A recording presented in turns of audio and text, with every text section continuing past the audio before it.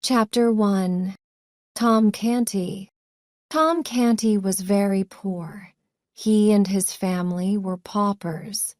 There were a great many paupers in London in the year 1547.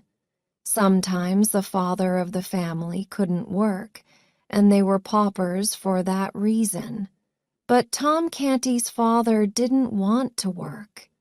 He and his wife and his mother and his 3 children all lived in one room in an old house in the poorest part of London. The children had no beds. They slept on the floor. There were 2 girls, Bet and Nan, and 1 boy, Tom. Canty never did any work. Every day he sent out his 3 children to beg for money in the streets. They had to stand at the side of the road and say, "Please, give a penny to a poor child." If they didn't bring money to John Canty in the evening, he beat them and gave them no food. It was a very unhappy life for the children. Father Andrew lived in the same house. He had a little room at the back of the house. He was a very learned man. Tom went to sit with Father Andrew every day, and Father Andrew told him stories about kings and princes. Tom said, "I want to be like a prince. I want to speak nicely, as princes do. And I want to learn Latin, because princes learn Latin." So Father Andrew taught Tom how to speak nicely, and how to be like a prince, and he taught him Latin. When Tom was with other boys, he played at being a prince.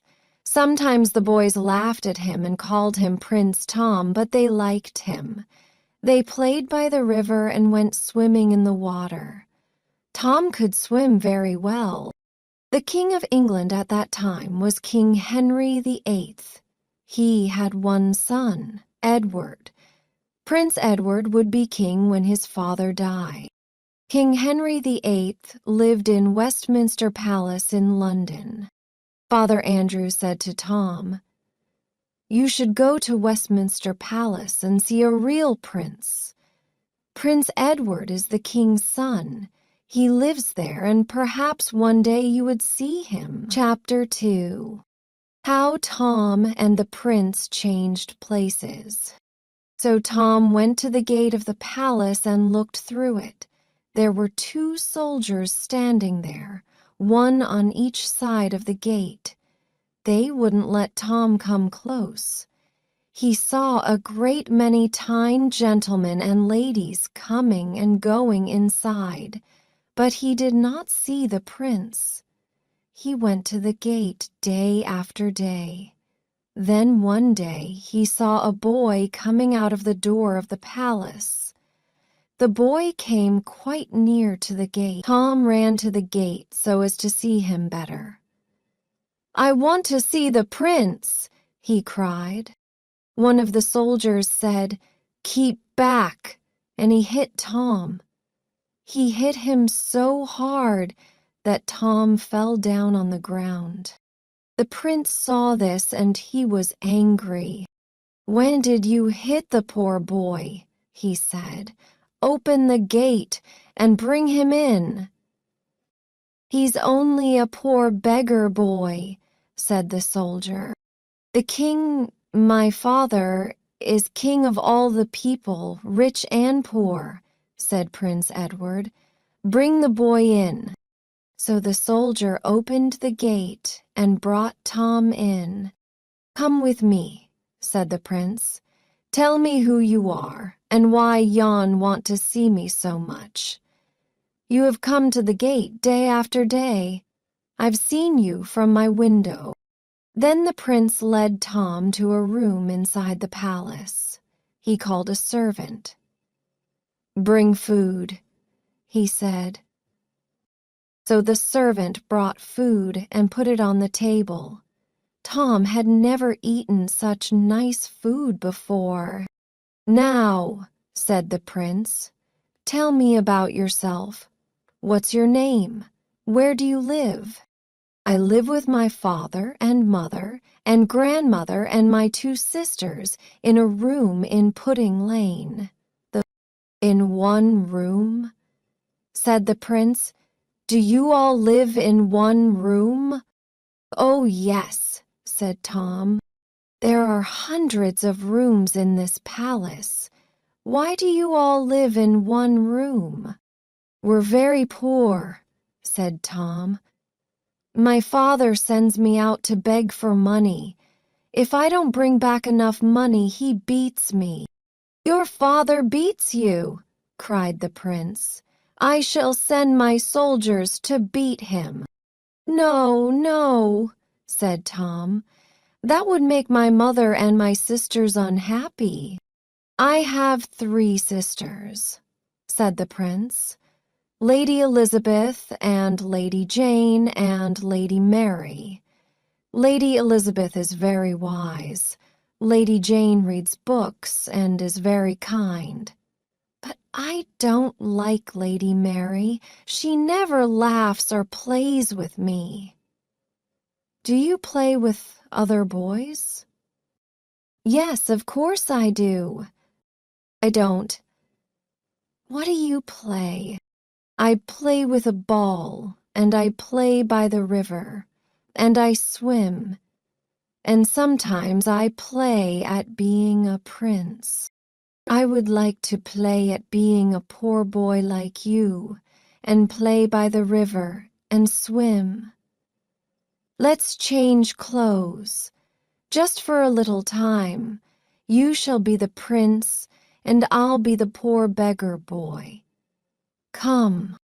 The prince began to take off his fine clothes, and Tom took off his old clothes and put on the clothes of the prince.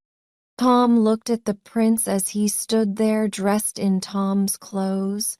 He had seen someone very like him before. Where had he seen him? The prince was very like. "Come and look here," cried the prince. "Come and look at us in the glass." They were just like each other. The prince looked just like Tom, now that he was dressed in the beggar boy's clothes, and Tom looked just like the prince. "Stay here till I come back," said the prince. He quickly took up a small, round, heavy thing from the table and put it in a safe place as he ran out of the door. Tom stood there alone. Chapter 3. How the Prince Came to Tom Canty's Home. The prince came to the gate of the palace. "Ho!" he ordered. "Open the gate, you men, quickly!" The soldiers opened the gates. Then, as Edward passed through, one of them hit him on the head. "That's not the way to speak to one of the king's soldiers." The people standing outside the gate laughed as Edward fell on the ground. He got up and looked at the soldier. "I am the prince. You shall be killed for that. And you fools, you laughed." The people laughed again, more than before. Then one of them said, "Bow to the prince. Hats off to our prince. Make way for the prince." And they laughed as he passed through them. "He's mad," said one of the soldiers. "Quite mad," said the other. Edward walked along the street. The people didn't follow him. They were afraid of mad people. Perhaps the boy might be dangerous, they thought. He walked on and on. He did not know where he was. Prince Edward did not often go out into the streets of London. He was not wearing shoes. Tom Canty didn't have shoes, but his feet were hard. Prince Edward's feet were soon cut by the stones and covered with blood. He was very tired and he needed food. Where can I find rest and food? He cried. Where can I find someone who will lead me back to the palace? A fine gentleman passed by on a horse, and Edward called out to him, Sir, I am the prince. I ask you to take me back to the palace. But the gentleman did not hear what he said. He thought that he was only a beggar boy asking for money, and he rode on. At last, Edward came to a big building that he knew. Ah, he cried, that's Christ Hospital. My father, the king, gave that building as a school for poor boys. I can get help there. A lot of boys were Playtog in front of the building. Edward called one of them. Ho, boy, he said. Go to your teacher and tell him to come here. Tell him that Prince Edward orders him to come. The boy laughed. Do as you are told, Edward said, and Lie hit the boy. The boy called out to the others, Here's a mad boy. His head's hot. Let's throw him into the water. 3 or 4 of them took Edward and threw him into some dirty water and laughed as he climbed out on the other side. Night was coming on. It's late, thought Edward. I must find some place where I can sleep tonight. Then I'll go back to the palace tomorrow. I must go to Tom's house and sleep there, Pudding Lane. That's where he lives. He went on and on. The sky was red with evening, and lights began to shine in the windows of the houses. Then a heavy hand came out of the darkness and took Edward by the arm. What are you doing out so late at night? Hey? Tom Canty, can't you answer your father? What money have you got for me?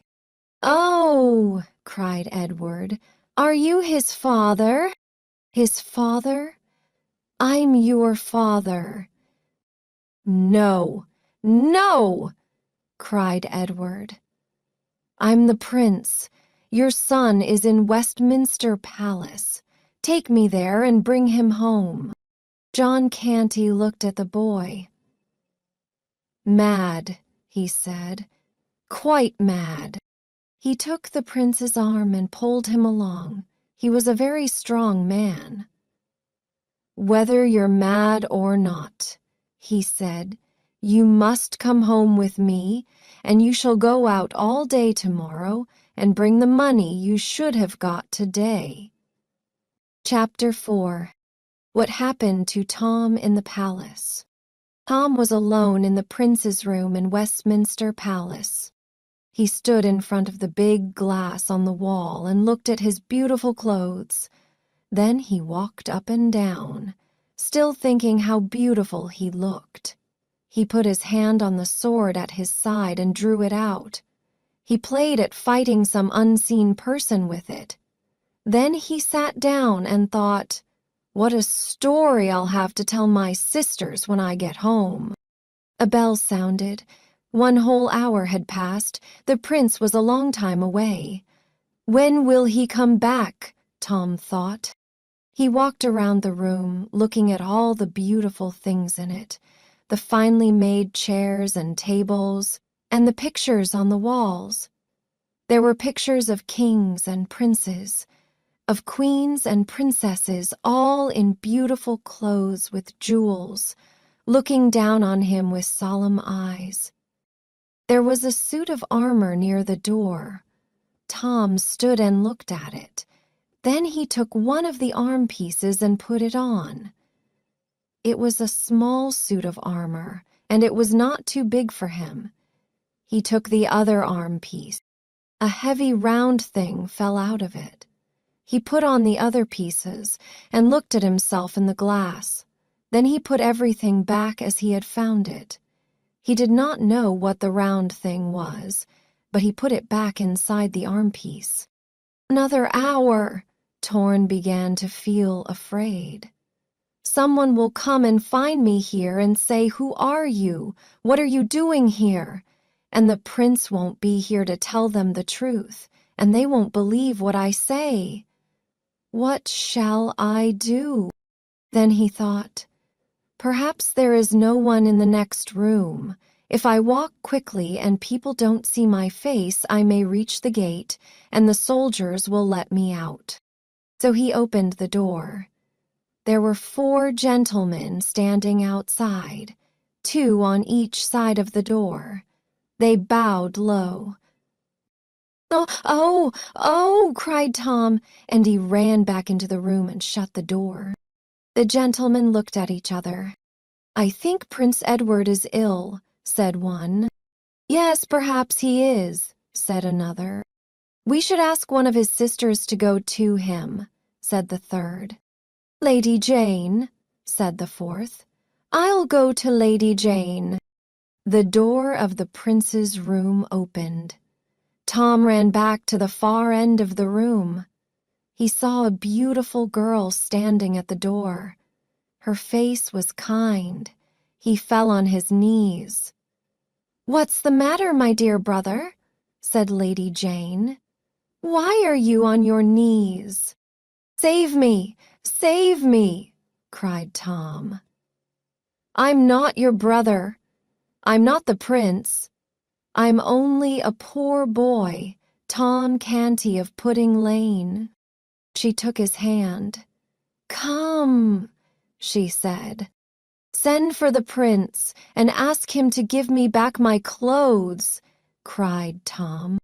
"Come," said Lady Jane. "Your father wants to see you." "My father? Is John Canty here?" But Lady Jane led him through one great room after another. One of the gentlemen had told the king that Prince Edward was ill. Tom was led into a very big room. There was a bed in it, and on the bed he saw a fat man with a white face. King Henry VIII was very ill. He had not long to live. "Come, Edward, tell your father the king. What is the matter?" "Are you the king?" said Tom. "Yes, of course I'm the king, and I'm your father." "What are you afraid of?" "Sir, I am not your son. I'm not the prince. I'm poor Tom." The king looked at him angrily. "Stop this foolishness. You are the prince, and if you say that you are not the prince, I shall be very angry. And do you know what I do to people when I am angry? Do you?" "Yes, sir," said Tom. Chapter 6. Edward Escapes. John Canty was pulling Edward along to his home in Pudding Lane. People followed, laughing at the boy and his father. "That's right," cried an old woman. "Teach the boy to do as he is told." As they came near the house, an old man stepped out. "Let him go," he cried. "Let the boy go free." John Canty hit the old man on the head. He fell and lay there. The people passed over him as they followed John. The old man still lay there. He was dead. John Canty threw open the door of his room. "There," he said to his wife, "there's your son. He hasn't brought home 1 penny, and he's mad." Tom's mother ran to Edward. "Oh, my boy, my poor boy!" The grandmother laughed. "Your poor boy, poor useless boy. It's we who are poor. If you bring home no money, you get no food," said John Canty, throwing Edward down on the floor. There was a voice outside the door. "John Canty, quick, open the door." "What's the matter?" said Canty. "I'm your friend Ned. You hit an old man in the street, didn't you?" "Yes," said Canty. He tried to take my son away. It was Father Andrew, and he's dead. You killed him. You had better get out of here quickly." "Dead?" said John. Then he turned to his wife and mother. "This is bad. A lot of people saw me hit the old man. They'll tell the judge and I'll be put to death. We must go. Take the girls and meet me at London Bridge. I'll go by another road with the boy." Canty took Edward by the arm and led him through little streets and dark ways until they came near the river. Then he saw a crowd of people standing and looking out over the river. Some were sitting at tables and drinking. On the banks of the river he saw fires and colored lights. "What's all this?" Canty asked a man. "What are you all waiting for?" "We're waiting to see Prince Edward in the royal barge. He's going to a banquet at the Guildhall. Here, take this, drink it and shout, 'God save Prince Edward.'" Canty put out his hands to take the large pot of drink. So he let go of Edward's aim. Edward quickly ran away between the men's legs. Canty looked down. "Where's the boy? Catch him!" But Edward was lost in the darkness. "To the Guildhall," he told himself as he ran along the riverside. "There, I can find Tom and be myself again." Chapter 7. At the Guildhall, all the richest and greatest men of the city of London sat at the long tables in the Guildhall. As Tom came into the hall, everyone stood up. He took his place at the top table. They sat down. The banquet began. Servants brought in rich foods and set them on the tables. There was a great deal of talk and laughter. Singers came in and sang, and a company of dancers danced for them. Edward at last reached the Guildhall. Soldiers were standing at the door, but he cried, "I am Prince Edward. Open the door and let me pass." The soldiers laughed at him. "I ordered you to open the door," Edward cried. "Do as I order, at once." "Don't be a fool," said one of the soldiers. "Stand back." But Edward went on shouting at the soldiers. The people in the crowd began to be angry. "Send the boy away. He's mad," they said. "We want to see the prince come out when the banquet is over. Go away, boy. Go home." "I won't go. I tell you I am Prince Edward. I have no friends and no one to help me, but what I say is true." The crowd began to look dangerous, but Edward wouldn't move. Then a man stepped out and stood by Edward's side. "I don't know whether you are the prince or not. I don't care whether you are mad or not, but you're a brave boy, and I'll help you." The man's name was Miles Hendon. He had just come back from the war and was on his way to his house in the country. The crowd moved nearer. In those days, a London crowd could be very dangerous. "Stand back!" Miles cried. The people were now very angry. Miles had to draw his sword. He hit a man with the side of it. "Kill them!" cried a voice from the back of the crowd. Stones were thrown. A stone hit Edward and he fell. Miles stood over him and fought to keep him safe from the feet of the angry crowd. But there seemed to be little hope. They were so many, and Miles was only one. Miles laughed as he fought. "Who would have thought that I would live through 7 years of war in France and then be killed by a crowd in London?" There was the sound of horsemen, and a voice cried, "Way! Way for the king's first lord!" The horsemen drove the crowd away, and their leader went into the Guildhall. Lord Hertford walked up the hall to the place where Tom sat. Then he went down on his knees. "Sir, your father, the king, is dead." Then he stood up and cried out to the people, "King Henry is dead! Long live King Edward!" And all the people in the hall shouted, "Long live our king!" Miles didn't wait. He quickly led Edward away in the darkness. Chapter 8. At the inn, as soon as they were safely away from the crowd, Miles began to lead Edward to his inn near the river. As they passed through the streets, they heard the sound of shouting behind them. People came running past them. Then the words of the shouting were heard. "King Henry is dead. Long live King Edward!" Edward stopped. "What's the matter?" asked Miles. "So I am now the king?" "Prince or king," said Miles.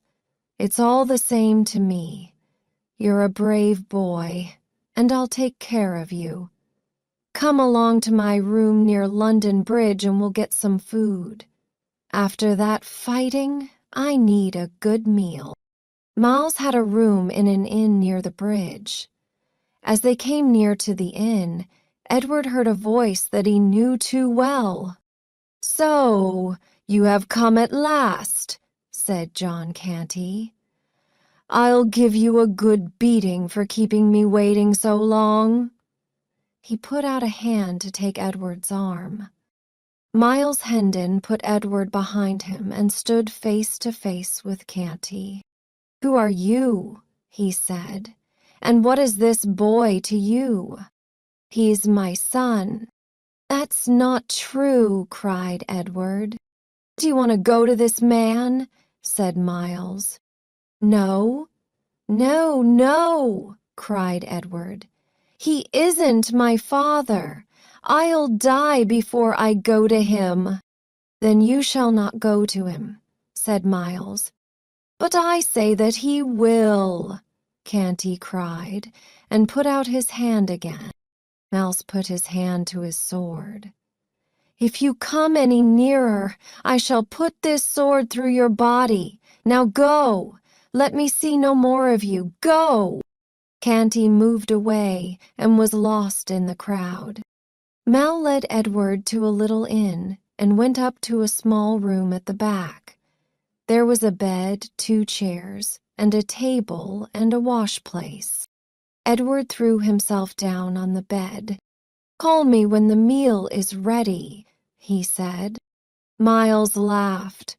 "Yes, Prince," he said. "Have a sleep and I'll order your servants to make ready a banquet." He went down to the kitchen and brought food up to the room.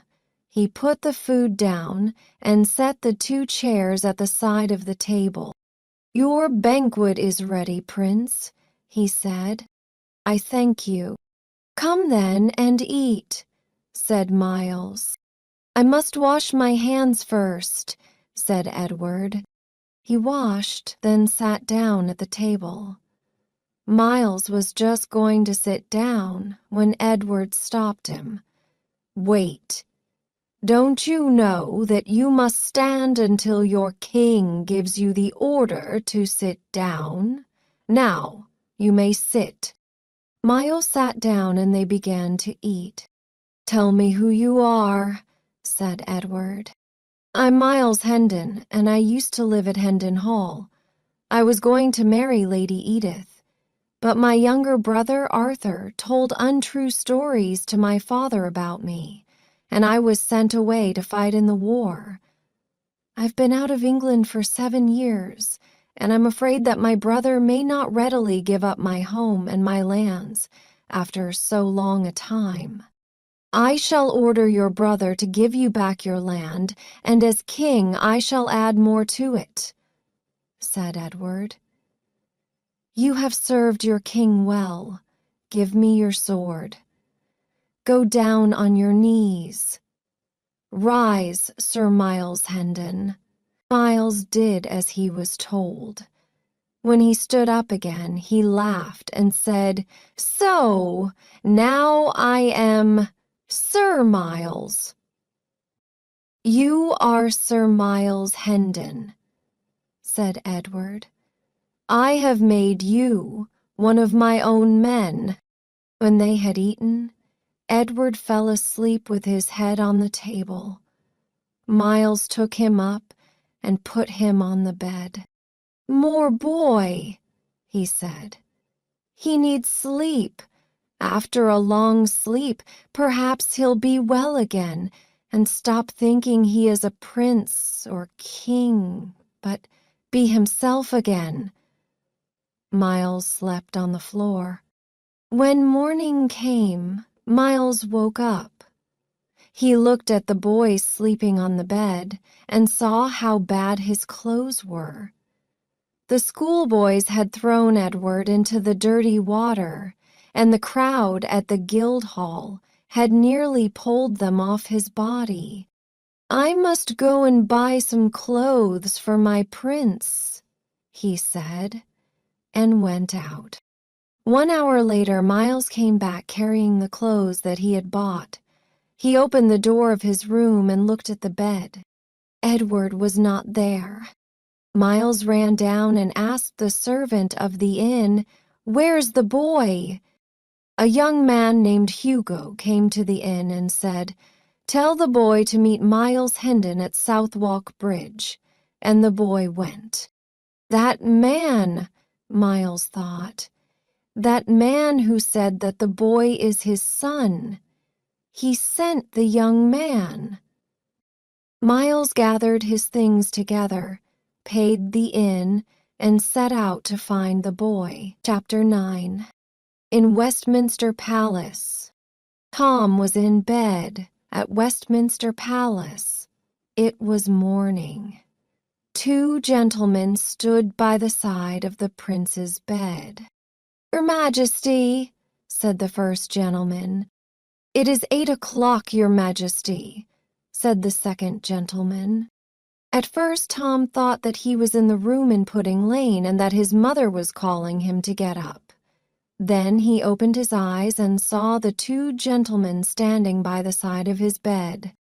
"Your Majesty." "What?" said Tom. "Does Your Majesty wish to rise?" "Do you mean, do I want to get up?" "Yes, Your Majesty." "Yes," said Tom. "I do. Bring my clothes." One gentleman brought Tom's underclothes into the room and gave them to a second gentleman, and the second gentleman gave them to a third gentleman, and the third gentleman helped Tom to get into his underclothes. Then the first gentleman brought his shirt and gave it to the second gentleman, and the second gentleman gave it to the third gentleman, and the third gentleman put the shirt on Tom. And this was done with each thing. Tom went into another room to have his breakfast. One servant brought the food into the room and gave it to a second servant, and the second servant gave it to a third servant, and the third servant put it on the table. A fourth servant and a fifth servant just stood behind Tom's chair and did nothing. After breakfast, a gentleman came and said, "Lord Hertford wishes to speak with the king." Then Lord Hertford asked if His Majesty was ready to go to the council chamber, a big room where meetings were held. Tom sat in a high chair covered with gold at the end of the room. Men came and bowed and kissed his hand and read from long pieces of paper. This went on for hour after hour. "When will this end?" he thought. "I wish I could go and play ball or go for a swim in the river." At last, Tom learned that it was time for dinner. He went into another great hall. It was nearly as big as the guild hall, and there were as many servants. Tom thought that the dinner would never end. After this, he thought, I can go and play or swim. But after dinner, he had to go and write Edward on one paper after another. He didn't know what was written in the papers, and he didn't care.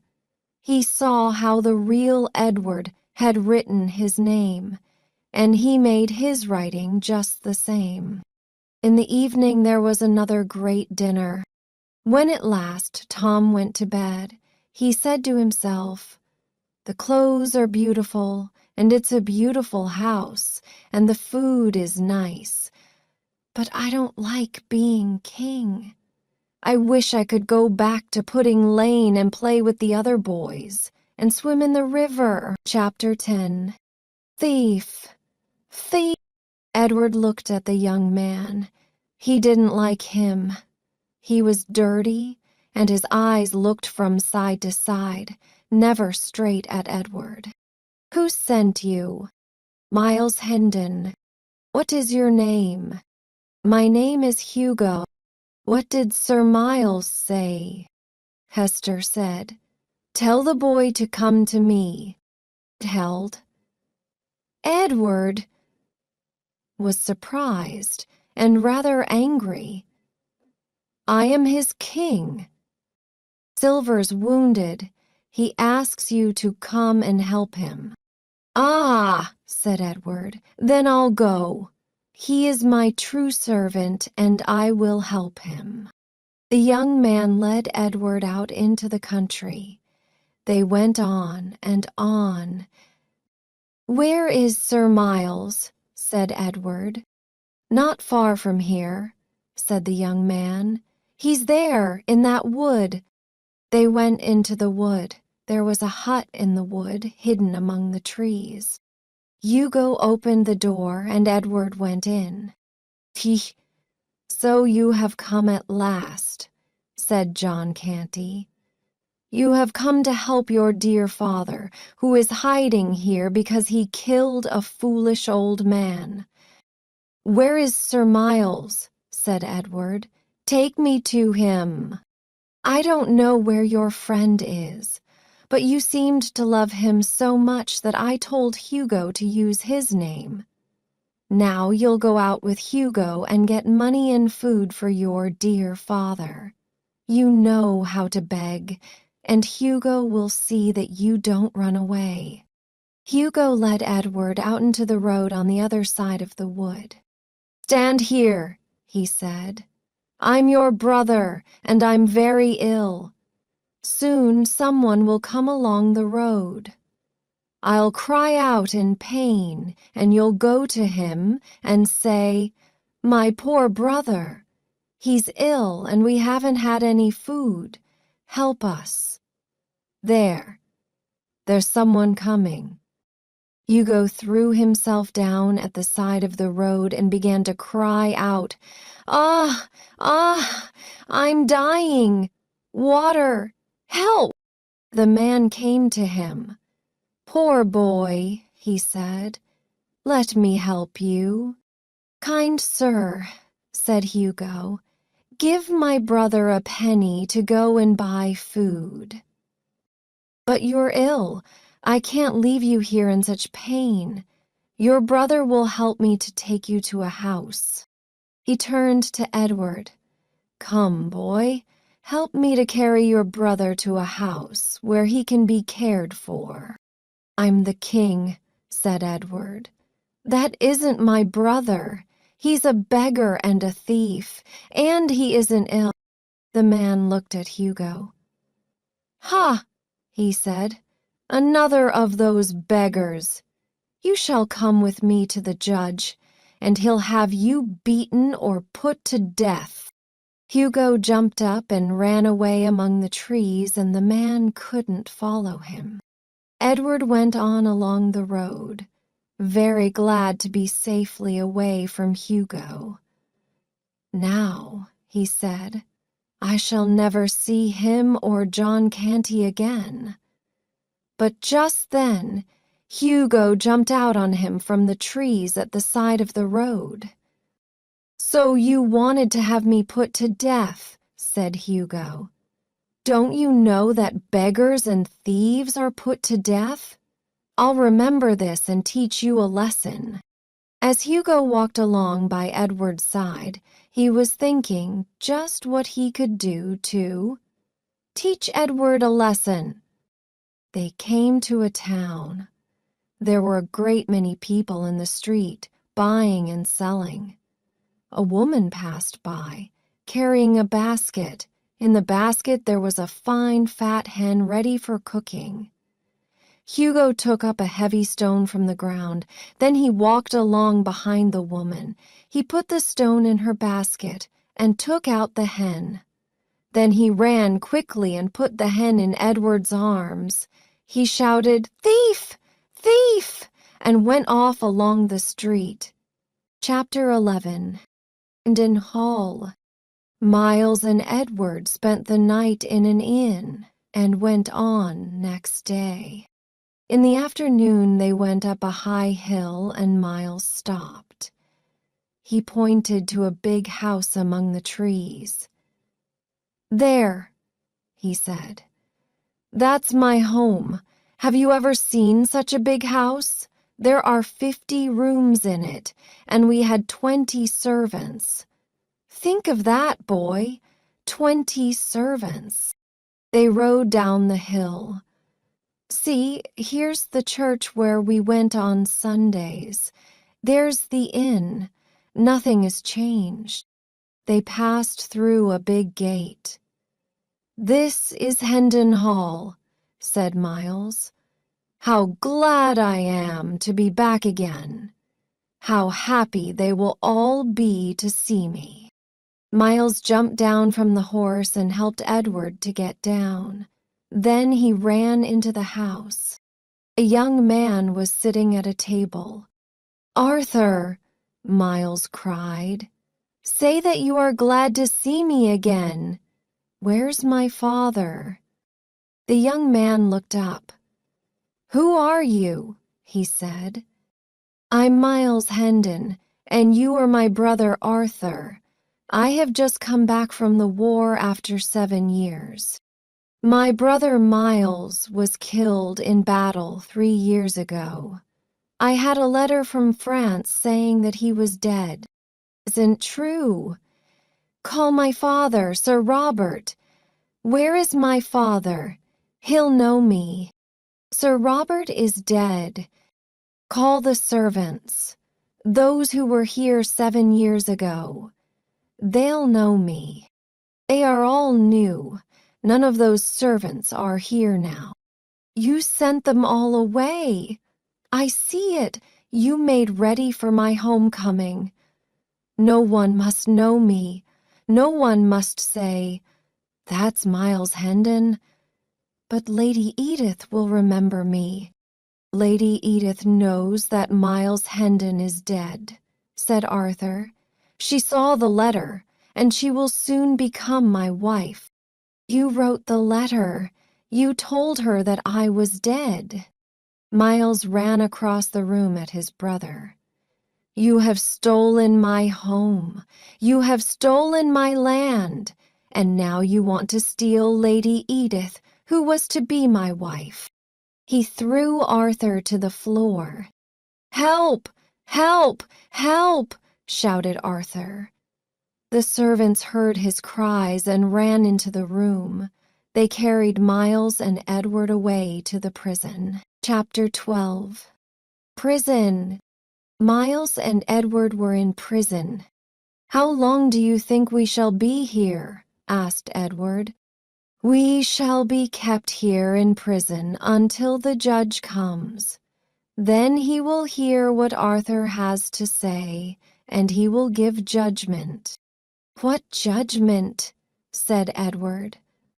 "Perhaps he will think that you and I are both mad and will order us to be beaten and sent away." "Beaten me? The king?" said Edward. They heard a sound at the door. It opened, and a man came in. He put some food down on the table. Then, as he turned to go away, he looked at Miles's face and stopped. "Basil!" cried Miles.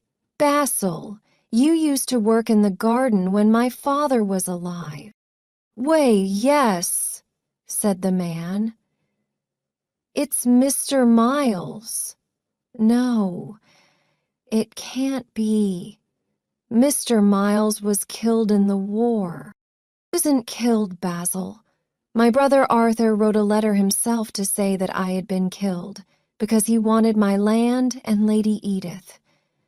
Now I have come home. Mr. Miles, I'm glad to see you again. Your brother Arthur is a bad man. He sent all the old servants away. I'll toll everyone that you are back again." "No, no," said Miles. "You mustn't tell anyone that I'm here. If my brother thinks that anyone knows me, he'll send men to kill me when I get out of prison." "Yes," said Basil, "he would do that."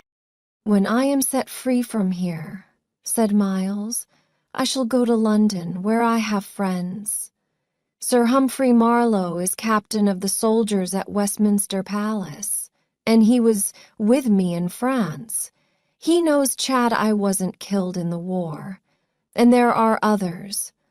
I'll go to them and they'll go to the king. The king will give me back my home and my land. Say nothing, Basil, till I come here again." Edward laughed. "The king," he said. "Ask him who is king now." "King Henry is dead," said Basil. "Men say that the young Prince Edward is not crowned yet, but he will be crowned soon, and he will be our king." "We must escape from this prison," cried Edward. "I must go to London to be crowned." The judge heard Arthur's story. "Who is this man?" he asked. "I don't know," answered Arthur. "How could I know? He is some thief or beggar and lies mad. He thinks that lies my brother Miles, who was killed in battle 3 years ago, and I am told that this boy who is with him is quite mad. He thinks that lie is the king. Let the man be put in the stocks and let the boy be beaten so that he may learn to find better friends." "No, sir," cried Miles. "The boy is very young and he isn't strong. He's ill. Let me have the beating." "It shall be as you ask," said the judge. So Miles was beaten and then put in the stocks. People came to look at him and throw things at him, but Edward stood in front. "Keep back!" he cried. "This is my friend. I order you to keep back." The people laughed. "He's a brave boy," they said, "and he loves his friend." They threw a few things at Miles, some bad eggs and old fruit, but not very much. So Miles sat in the stocks all day. In the evening Basil came and brought them food, and Miles was set free. Then Miles and Edward set out to go to London. Chapter 13. The King is Crowned. When Miles and Edward reached London, they found the streets full of people. Flags were hanging from all the buildings. They went to an inn and had a meal. When it was finished, Edward said, "Bring me a pen and paper. I want to write a letter." "Who will you write to?" asked Miles, laughing. "To the king? He won't read letters today. He's going to be crowned today." Edward sat thinking, with the pen and paper in front of him. "What can I write which will make the great lords believe me? What do I know that Tom can't know? something that no other person in the world knows. Yes, there is one thing. He wrote a few words. Now, he said, let's go to Westminster. Miles and Edward came to the gate of Westminster Palace. All the great lords and ladies of the country were gathering together in Westminster Abbey, the church in which all the kings and queens of England are crowned. In the Palace of Westminster, Tom was ready to put on the fine clothes in which he would go to Westminster to be crowned. With him were Lord Hertford and Lord Somerset and the rulers of the land. At the door stood Sir Humphrey Marlowe, waiting to give the order to the soldiers who were to march with the prince to the abbey. There was a noise at the gate, shouting and sounds of fighting. Sir Humphrey turned to one of his men. "Go and see what is happening." In a short time the man came back. "There's a man there, and a boy with him.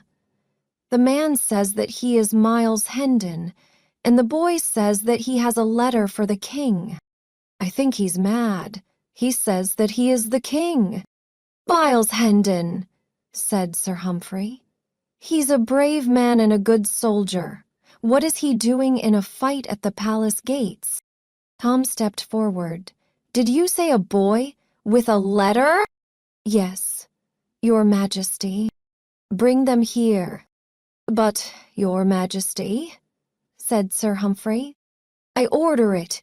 Bring them at once." So Miles and Edward were led into the room where Tom and all the great men were gathered. As Edward came in through the door, Tom ran and threw himself down on his knees. "Your Majesty," he cried, "you have come just in time." "The madness has come on him again," said Lord Hertford. "What shall we do?" Edward had raised Tom up, and they stood side by side. "Take hold of that boy," cried Sir Humphrey, pointing to Edward. Then he turned to Miles. "Miles, what are you doing here?" "Stop!" cried Lord Hertford. "Look at those two faces. They are so like each other I could almost believe. I don't know what to think. Perhaps our prince here was not mad. Perhaps he is not the real prince." "Is there any question that we could ask the boy which would help us?" said Lord Somerset. Lord Hertford turned to Edward and asked him question after question about King Henry, about Edward's mother, about the palace and those who worked in it. Edward answered all the questions. "But," said Lord Somerset, "he might know all those things, but not be the real prince." "What is in that letter?" said Tom. Lord Hertford took the paper and read, "Where is the great seat?" He turned to Tom. "I asked you, Your Majesty, many days ago, but you didn't tell me." "I don't know what the Great Seal is, and I don't know where it is," said Tom. "Look inside the arm-piece of the suit of armor in my room," said Edward, "and you'll find it." "Oh, that!" cried Tom. "That round, heavy thing. "What did you do with it?" cried Lord Hertford. "Tell me."